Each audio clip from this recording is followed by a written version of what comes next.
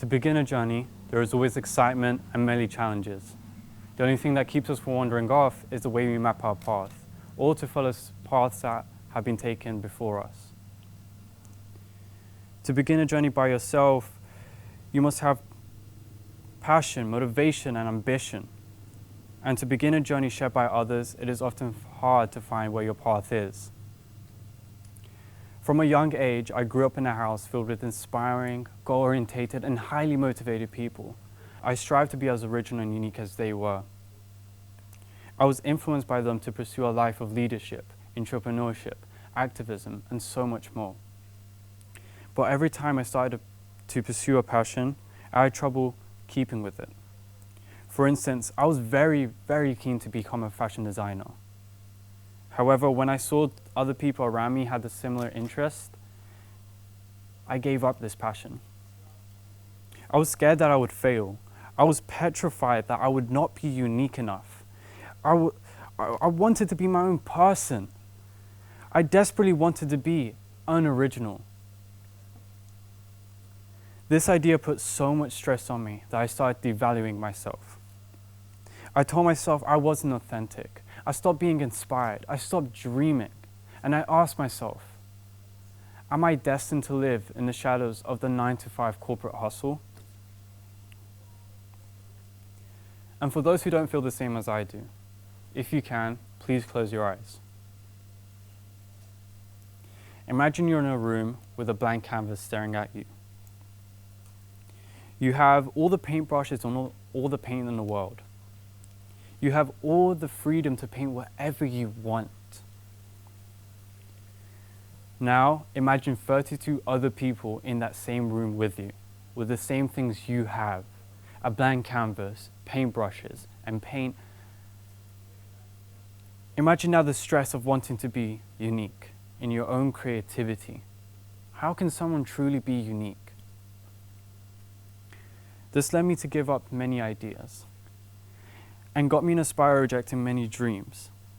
I started making a habit of rejecting projects and initiatives. This gave me an immense amount of guilt and embarrassment. I just didn't feel good enough. I saw others striving and paving their own paths, some of them doing exactly what I had planned to do. The only difference was that they weren't as afraid to fail as I was. But I was wrong. My friends were going through similar obstacles. They were also searching and stopping and jumping from idea to idea. This is when a realization struck me. Why do we value uniqueness when we are all the same? Why do we strive to be more unique than others? Why are we so afraid to collaborate, co-create, and co-learn together? It was odd that we were creating all these unnecessary roadblocks instead of forging and creating a community of support. At this time, I knew this was going to be my idea. This was going to be my passion project. And this is how I was going to create that dream community of support. And how I was going to do that was to start a shared space of like-minded teenagers, young people who can freely share ideas, cross-pollinate between them, between different creative disciplines, build an amazing culture, an amazing alternative culture of young minds. Sounds easy enough, right? Well, when I started to research the idea, I had several discussions of how ambitiously expensive this was going to be. However, all underdog stories have a silver lining, and mine was fortunately being introduced to a class. At this very time, I was lucky that one of my teachers ran a class in the co-working industry. I immediately joined the class in hope of finding that dream community I was looking for. The class became a live demonstration of how a co-working space works, with the people and the dynamics between them. I learned through experience. I loved learning about the many challenges, and despite several letdowns, there were also a great number of satisfactions. I was hooked instantly to this idea of co-working. This was everything I wanted to do, but this time it was more of a realistic dream. Now I was ready to create a space for a community of like-minded teenagers, collaborating, co-creating, and co-learning together. We would work as a team to create the space, to be versatile for any needs, bring cool and interesting talks to inspire and teach others. This space is for the students, by the students. So I started my field work visiting most co-working spaces around Bali.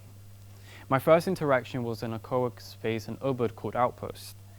Whilst I did enjoy some of the workshops like a film screening and a discussion panel afterwards, I felt the overall atmosphere was quite stern and intimidating.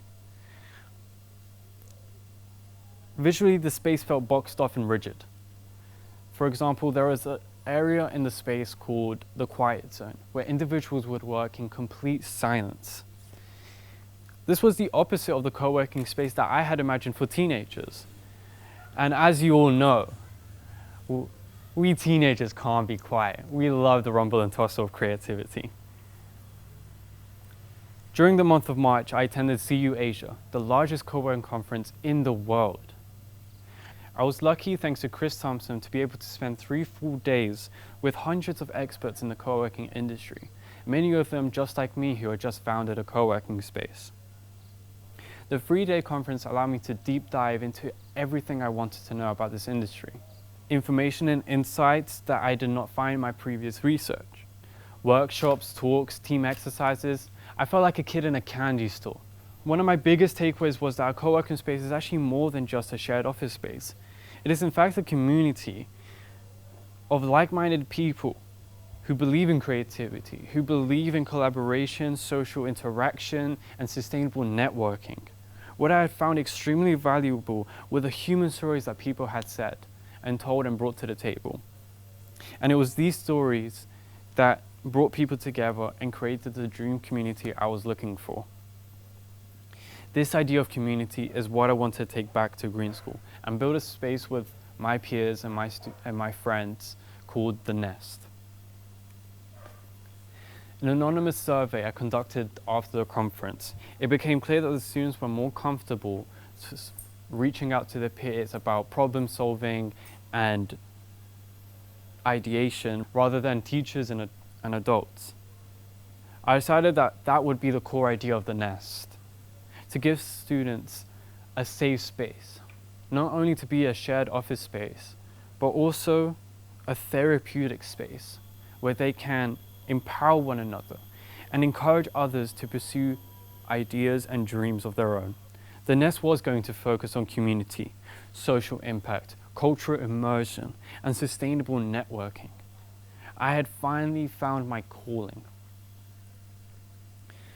I felt confident in my idea and purpose, and even though I felt hopeless in the past, and even if I shed a few tears, I now finally felt that I had accomplished a small part of my dream. To all those who have felt lost as I did, I want to assure you that it is okay to feel lost. My advice is just to, keep your head down and explore and experiment, and don't be so afraid of making mistakes. This journey will only lead you to your dreams. And the purpose of The Nest is just that. To create a space for you so we can support your dream, however big or small. Thank you. Oh.